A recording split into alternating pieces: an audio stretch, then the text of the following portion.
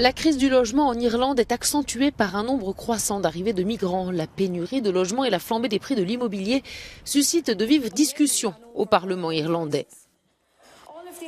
Le constat est que la capacité de l'Irlande à fournir ne serait-ce que le strict minimum en termes d'hébergement d'urgence à ses propres citoyens et à ceux qui fuient véritablement la guerre est gravement compromise. Et les appels se multiplient en Irlande pour que le gouvernement plafonne notamment le nombre de réfugiés ukrainiens entrant dans le pays.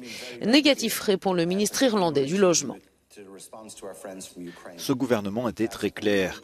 Nous accueillerons autant que nécessaire les citoyens ukrainiens fuyant une guerre brutale qui leur a été imposée sans qu'ils en soient responsables. Et nous ne plafonnerons pas leur nombre.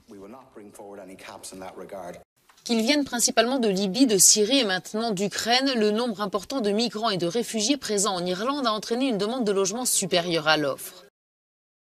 La République d'Irlande compte 5 millions d'habitants, un petit pays qui héberge déjà près de 35 000 réfugiés ukrainiens et s'apprête à en accueillir 100 000.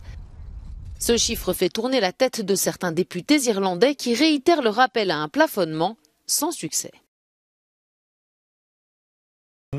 Mon expérience m'a montré que les gens de ce pays étaient d'une grande chaleur et les communautés irlandaises travaillent avec la communauté ukrainienne pour que les réfugiés se sentent les bienvenus en Irlande. Je demanderai donc aux députés de peut-être réfléchir à cet aspect et d'en tenir compte.